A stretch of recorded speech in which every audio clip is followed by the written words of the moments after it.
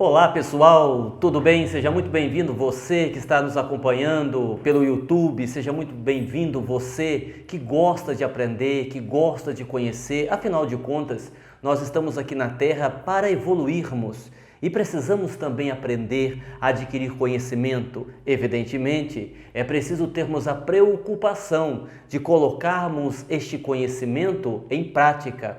Ainda outro dia eu lia uma frase de André Luiz, através de Chico Xavier, uma frase que eu diria preocupante.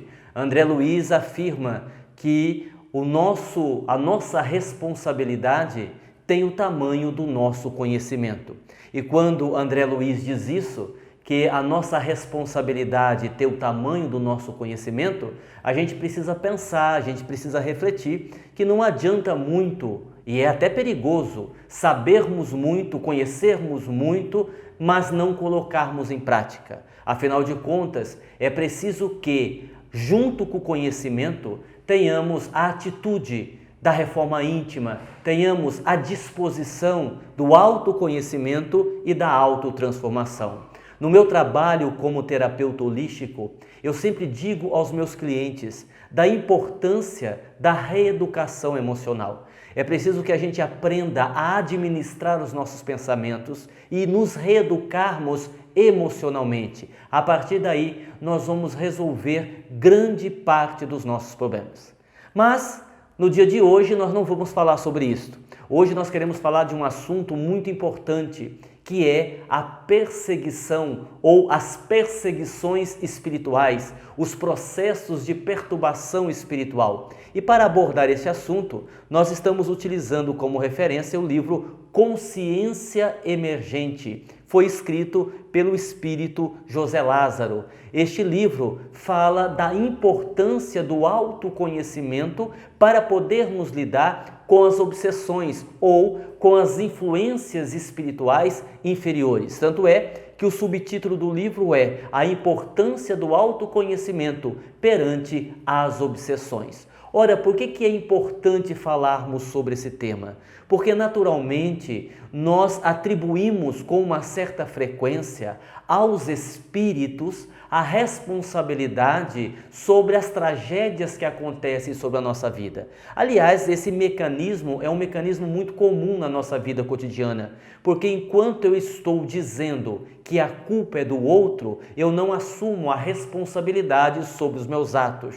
E eu tenho dito isso também em muitas palestras, em muitos seminários. Nós somos responsáveis apenas pelos nossos sentimentos. E se uma pessoa tem um problema conosco, o problema é da pessoa, não é nosso. O que eu estou querendo dizer é que os outros, encarnados ou desencarnados, pessoas ou espíritos, só podem nos prejudicar se nós permitirmos, a depender da nossa postura. E quando nós falamos de perseguição espiritual, nós precisamos entender alguns mecanismos importantes. E para a gente poder explicar esse assunto com bastante clareza, com bastante objetividade, eu gostaria de contar uma história verídica, mas que ilustra bem o quanto os espíritos inferiores podem ou não podem nos prejudicar. Eu me lembro que uma vez uma senhora nos procurou na instituição a qual dirigimos e ela queria que nós a ajudássemos a resolver um problema. Ela expôs o problema dizendo assim: olha, a minha vizinha fez um trabalho de macumba e o meu marido saiu de casa e foi morar com a minha vizinha. E eu vim até vocês para saber se vocês desfazem trabalho de macumba. E essa questão de macumba, de trabalho feito, é uma questão muito delicada, porque há muitas pessoas que dizem assim: não, isso é bobagem, esta coisa de macumba, de trabalho feito, isso não existe, isso é crendice popular. No entanto, vocês que têm mais idade ou vocês que têm mais experiência devem se lembrar que quando nós éramos pequenos, as nossas avós nos levavam para benzer nas benzedeiras de mal olhado. Ora, as nossas avós geralmente eram pessoas muito sábias, e se elas tinham a preocupação com um mal olhado, que dirá uma macumba, o que dirá um trabalho feito? Então eu não posso dizer que isso seja apenas uma crendice popular, que isso seja apenas algo que as pessoas acreditam, mas que não tem nada de verdadeiro. No entanto, vejam como a questão é complicada. Eu também não posso dizer, eu não posso afirmar que isto é uma realidade. Sabe por quê? Porque se eu acredito na macumba, no trabalho feito, no poder que as pessoas têm de destruir a minha vida, eu poderia fazer uma lista dos meus 10 piores inimigos, fazer uma macumba coletiva e cada um ia acontecer alguma coisa ruim. Então também não é bem assim. Para entendermos esse processo, eu vou contar a vocês o diálogo que eu tive com essa senhora. E quando ela me fez esse pedido, eu lhe disse assim: minha irmã, eu posso lhe fazer 3 perguntas? Ela disse: pode, o senhor pode. A senhora vai me responder com sinceridade? Sim, eu respondo, o senhor pode perguntar. Primeira pergunta: ainda havia amor no seu casamento? Ela disse, um tanto que titubeante: amor, assim, já não tinha muito. Tinha uma convivência de muitos anos, aquela coisa toda. Disse: muito bem. Segunda pergunta: vocês brigavam muito? Ah, sim.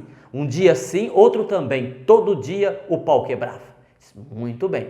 Terceira pergunta: a senhora observou que o seu marido já andava de olho na vizinha? Ah, com certeza, porque de uns tempos para cá, antes dele sair de casa, ele pegou um hábito de varrer a calçada, todo dia ele varria a calçada e eu fiquei feliz achando que ele estava fazendo aquilo para me ajudar, que nada, ele estava fazendo aquilo porque estava de olho na vizinha. Eu disse: muito bem, agora a senhora preste atenção, nós vamos fazer uma conta de matemática. Um casamento sem amor mais um casamento repleto de brigas, mais um casamento onde um dos cônjuges já tinha o desejo de trair, mais a macumba pegou. Ou seja, não é o trabalho que tem poder, não é a pessoa que fez a macumba contra você que tem poder, não são os espíritos inferiores que têm poder de destruir a sua vida, mas tudo depende da sua vulnerabilidade. Se eu sou uma pessoa que tento ser uma pessoa boa, se eu faço bem, se eu estou vinculado à ideia de espiritualização, se eu acredito num Deus superior, naturalmente esse desejo do mal das pessoas em relação a mim não vai me atingir. Agora, se eu sou aquela pessoa pessimista, aquela pessoa negativa, aquela pessoa que reclama de tudo, aquela pessoa que vive triste, que vive desanimada, obviamente eu estou vulnerável, eu estou aberto a absorver as energias negativas. Eu sempre digo às pessoas, em quase todos os processos de obsessão, houve primeiro um processo auto-obsessivo.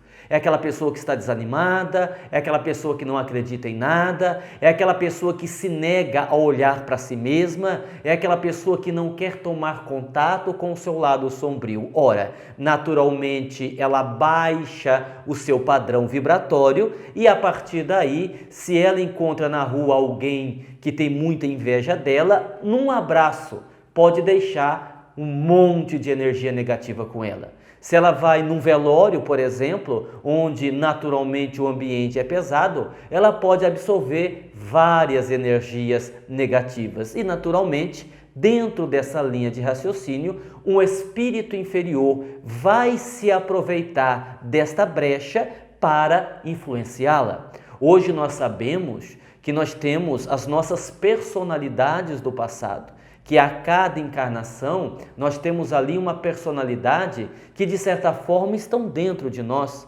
E estas personalidades do passado podem atuar negativamente na personalidade do presente, trazendo-nos muitos problemas. Só que isso não pode acontecer sem que haja esta conexão, sem que haja esta brecha, sem que haja a invigilância.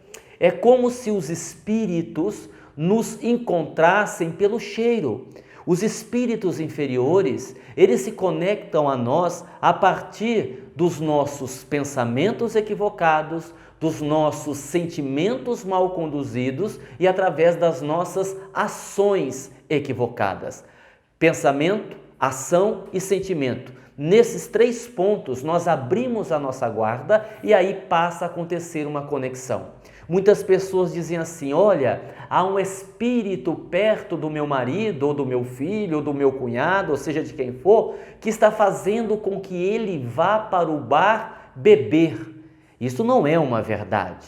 Normalmente nós temos uma pessoa que tem o vício do alcoolismo, que tem essa doença, e tendo esse vício, ele abre as portas e a partir daí, espíritos que também têm este vício passam a influenciá-lo. Então o processo é sempre de dentro para fora, nunca ao contrário. É por esta razão também que muitas pessoas fazem um tratamento espiritual, procuram um centro espírita, procuram outros tratamentos porque não estão bem, geralmente os tratamentos alternativos, uma cromoterapia, recebem um reiki e por um período ficam muito bem.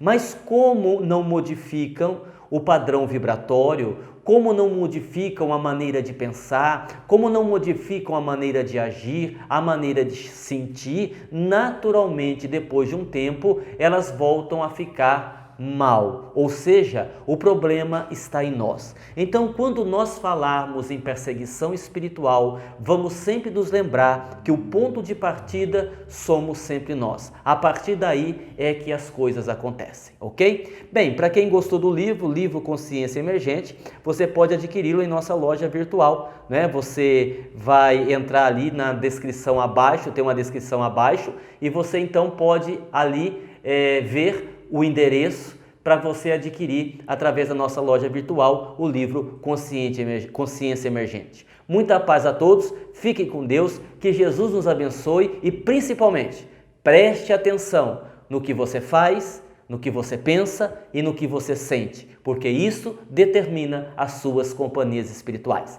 Fiquem com Deus.